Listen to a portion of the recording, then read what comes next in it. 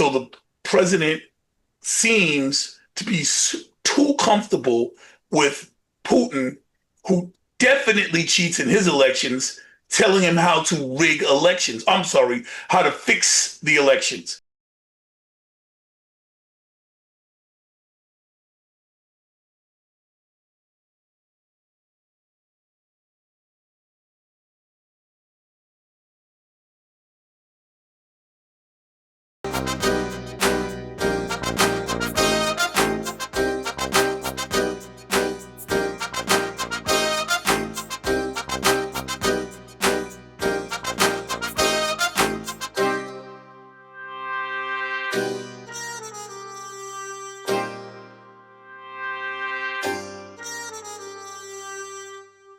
Hello, and welcome to the Think Tank, where we use critical thinking, deductive reasoning, just a pinch of common sense to draw unbiased and logical conclusions. Today I'm here with my co-host, the Honorable Dion Powell. I'm Leonard Sanderson, and here's Dion. Yes, today I'm wearing my civically engaged shirts. Hope you can read it and take it all in. I'm the 78th district leader here in the Bronx, New York, with the Conservative Party, and here to talk about what's going on in MAGA land, things that I mostly agree about, and then maybe we could find a middle ground where there's some things I don't agree, and then maybe I could bring some of you guys in to see what and appreciate some of the good things that's going on. I'm a consultant here in the campaign political space here in New York and beyond, and also, try to be a good community leader in civics. All right. Well, we're going to dive right in. The biggest story in the world still seems to be not the fact that, well, we're just going to jump into what is Trump and Putin. People seem to be very confused about what's going on. All of the world leaders came with Vladimir Zelensky to sit with Putin, to sit with Trump. I'm not going to be funny this time, right? Not now. In the Not Oval yet. Office, before the President of the United States, like students in a classroom. Yeah, go ahead. That's the picture I think you should paint. The leader of the free world, God damn it. Respect on his name. That is definitely a take. And then what the other side is saying something along the lines of they came to back Zelensky up so he wouldn't get jumped again and bullied by the president and vice president like he was the first visit. But all types of takes can be given on the situation. What can't be denied is that Trump and Putin both got off their planes, as Trump said, and the red carpet was rolled out before Putin, where in most countries he would be arrested on sight for being a war criminal, which was declared by the United Nations for crimes against humanity. Something that was created, these war crimes. This is for educational entertainment purposes only. Let's disclaim it. These were designated as war crimes at the Geneva Convention after World War II, and a couple of the war criminals in the world right now are not abiding by them. A man in Israel that is lovingly been known as Bibi by our president, and here in the United States, Bibi, whatever his name is, Okay. and the war criminal Vladimir Putin, who had literally had the red carpet rolled out for him, who, while Donald Trump was in a meeting with all of these world leaders, including Volodymyr Zelensky, he paused the meeting to go report to this man, this Vladimir Putin. Vladimir Putin has told him the elections were stolen from you with mail-in ballots, and now he wants to stop mail-in ballots while mail-in ballots are used in Russia.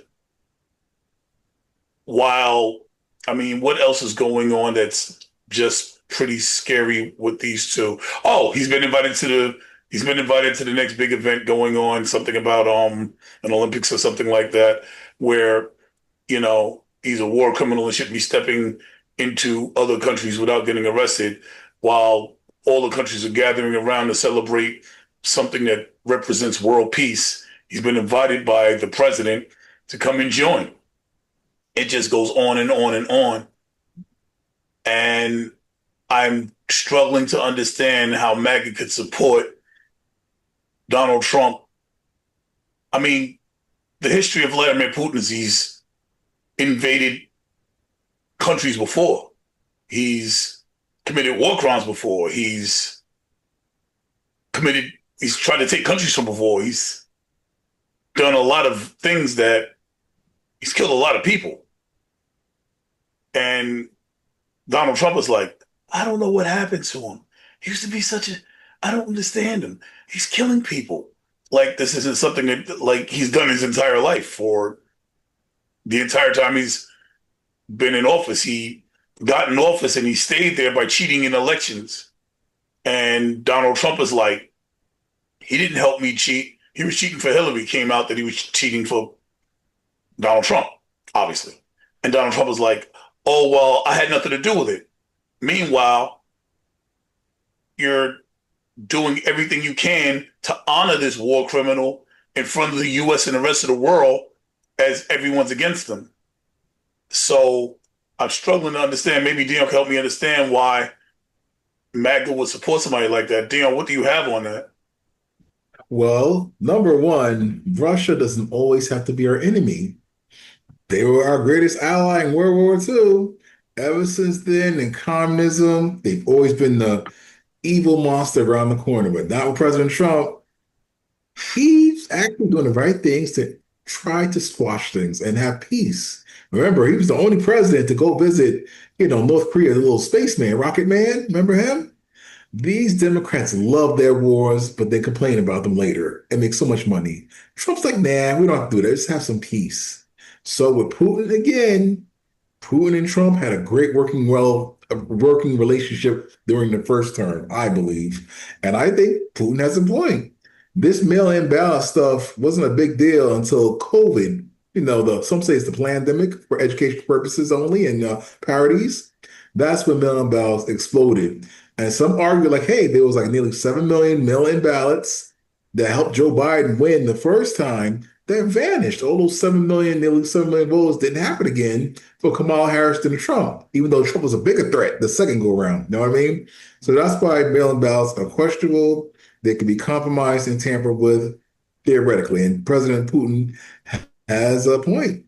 So then again, he's been in office a long time, as well as Zelensky's actually trying to be in office longer than his term because of the war. So you have to see with the word democracy being thrown around a lot here with these supposed dictators and warmongers and war criminals. One thing you can say about Trump, though, he's not a warmonger, unlike his predecessors that got us into this mess and many global conflicts. Back to you, Leo. He's not a warmonger. It seems like a big, big, big statement. Let's examine that. He's supplying Israel. He's attacking Venezuela. He's not going to give weapons to Ukraine, but he's selling weapons to Ukraine. And, oh, when a U.S. factory gets bombed, no, he doesn't go to war over it. No, it's okay to bomb U.S. factories. He's coming to the games. Putin's coming to the games. There's a picture of me and Putin who had an American factory bombed. How do you support the president hanging out with the man who attacked American facilities and then turns around, does Donald Trump, and has something to say to Ukraine for retaliating? He doesn't want Ukraine using weapons that can reach into Russia, but Russia can attack U.S. territory. Orban, Hungary's Viktor Orban, warns Trump about Ukraine striking oil refineries. Somebody from Hungary comes to Trump and is like, yo, Ukraine is striking oil refineries. And Trump doesn't say nothing about a U.S. factory being bombed.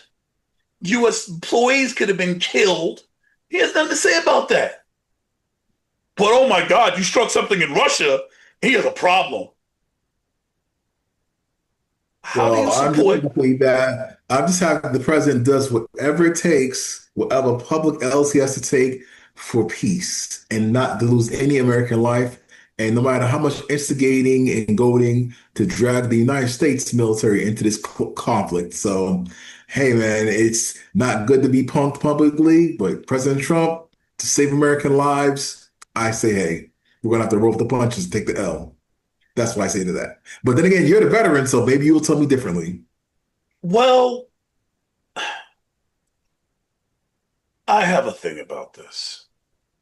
Here's my thing personally that I have to say. You've attacked U.S. sovereignty, and our president is backing you up, still claiming that you didn't help him cheat in the elections. I know that if Hillary got in office, if Biden remained in office, and you would attack the U.S. facility, it would have been handled differently. So it Now, stands she's to a war reason. criminal, and that's a fact. It stands to reason that Putin wanted Trump there because he can get away with these things. And it stands to reason that Trump likes dictators, aristocrats. What are some of the other? Well, there's a difference between these things, and then we need to really get into that. But I'm not going to do it on this episode. I don't think. I think I'm going to make that a short and explain the differences between all of the different names that's being thrown around, so that it could be understood exactly where this country stands. And I'm not going to give my opinion. I'm simply going to read definitions because words matter.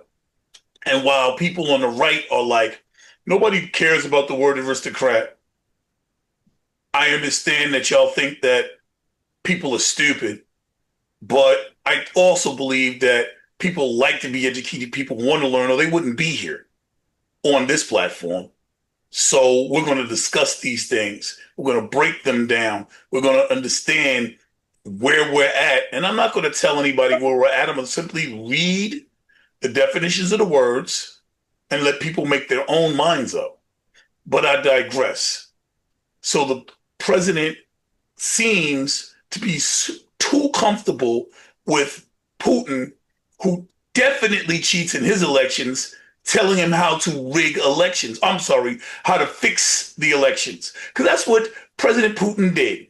The man who cheats in his own elections told our president, Donald Trump, how to fix the United States elections. Here's how you fix your elections. Did you hear that? He wants to fix the elections. And MAGA seems to be complicit with it. Can you explain to me why it's okay for him to fix the elections? Well, if you recall from last election, 2024, President Trump, and I can speak to this because I was in some of those meetings, has something called the election integrity. His election integrity unit is something that's really trying to monitor these elections and how Republicans in blue areas and purple areas and swing states are often discriminated against when voting, and also monitoring the voter rolls. Because you and I both know, being in New York City politics, how people can be dead for thousands of years. I'm just exaggerating for educating purposes. People can be dead for years and still be on the polls, and someone with a similar name without signing the book on their stead. So these things have been proven here in New York, the blue city. Imagine what goes on elsewhere that's controlled by other political parties, Democrat, Republican, or otherwise. So yes, these things happen, and it's good because remember, mail-in ballots blew up 2020. Trump lost. They still around in 2024. He won. So he gains to benefit or not benefit by doing these corrections. I would say that everybody in the government said that he lost the election. He's still telling the lie. He told a lie and had, on January 6th, the Capitol rushed with people looking to kill his right-hand man, his running mate, the vice president, who is now coming out speaking about it. So this does not seem like a man who wants honest and fair elections. He knows he lost, and he tried to fix the election. Well, he won this time, so he can't run again. So he's just setting up for what? JD Vance? He's fixing for JD Vance, you think, or whoever else? No to both of those things. No, we don't know that he won. We don't know that he didn't cheat because it was never challenged. Not like he did. Oh, you sound like an election denier. Are you a conspiracy theorist now, Mr. Leo? I'm just stating facts. We don't Hmm. know because it was never challenged.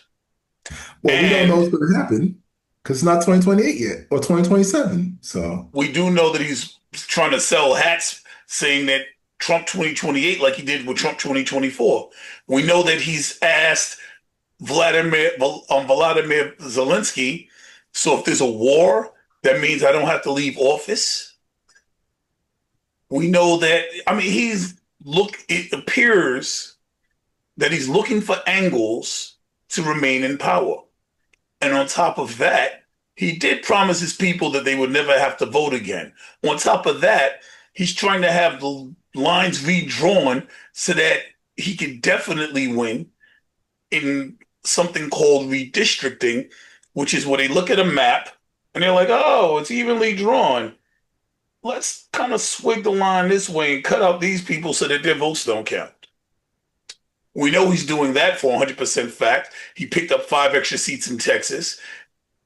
The vice president, JD Vance, has gone down to, oh, I forget what state it was, and tried to pick up some votes there. It's so bad that California said we have to counteract the fact that they're literally cheating. The fact that President Trump, and I don't do a great Trump impression, but I've done it the last few shows, give me 5 seats, five give me beautiful five seats. seats.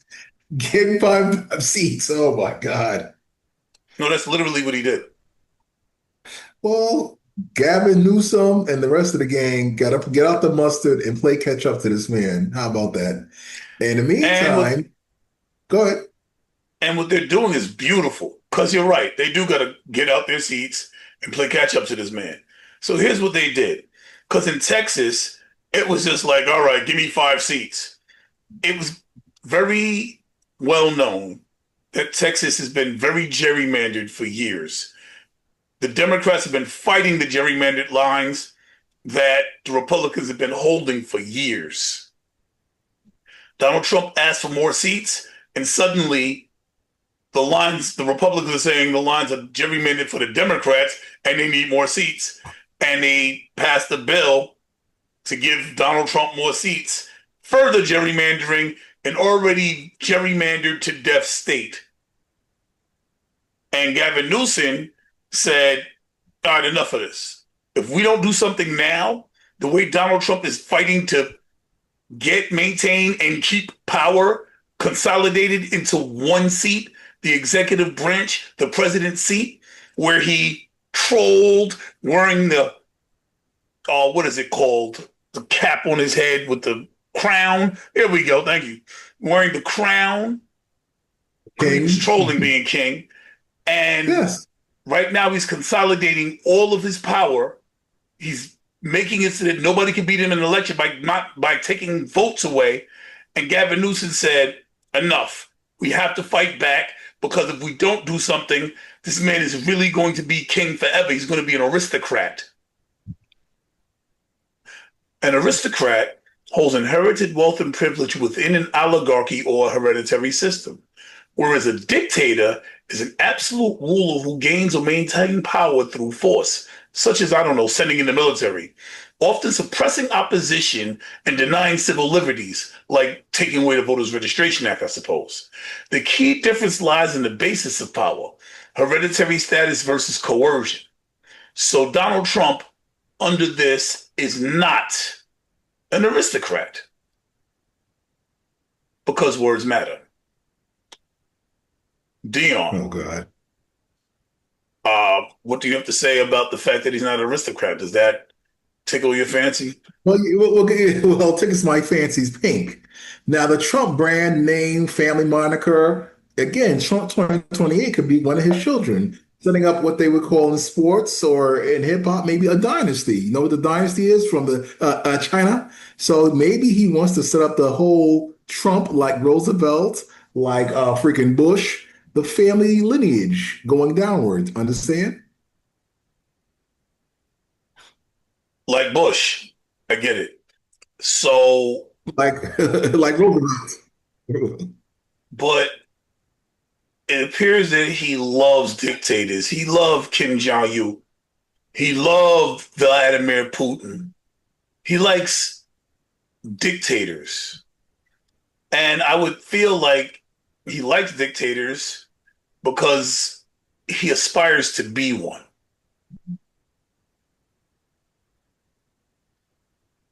You seem to disagree. I He's already disagree told the entirely.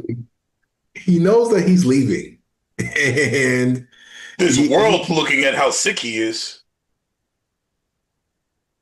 you know what? Well, that's another story. But the point is this: he's just trolling, and it may the people if the He's people he trolling with knows the how to create crown. He's trolling with sending troops into the Washington. hats. He's trolling with the fact that he's now threatening Illinois and New York next. But we know that when he's trolling like that, he's setting up because he's getting ready to do it. He's trolling by throwing tariffs in that's increasing the prices on everyday Americans. He is a monster. He's trolling with his Yeah. friendship with Jeffrey Epstein, with having his names wiped from the files, with the fact that Pam Bondi's told him his names was in the files. You know when he was trolling? You know when he was trolling? When he said the files will be released, he was trolling. This man is a marketing and promotions genius. That's why he's where he's at in the world. And so he's just playing with the public. Again, if he wanted to, he could try, which is unconstitutional. Even the Supreme Court would stop him. Long story short, they're just going to keep you guessing on the edge of your seat to hating Donald Trump, and he's still good. But the Republicans are in a good place to win in 2028, regardless. Well, if they were in a good place, they would not be cheating. They're cheating because they need to cheat because their numbers are horrific. How are they cheating? How? The legislature of Texas just is going to go to vote to what? Change the rules to redraw the lines, and that's it. They didn't put a gun to somebody and said, do it to cheat. No, they just change the rules by the book. Now it's up to the voters. The voters now have to go out and vote for Republican or Democrat or whoever for the new districts that are going to be drawn. Now, if they obstruct people from voting, then you have something there. But in the meantime, seems as though they're doing everything by the book. They got the numbers, they won the election, and here we are.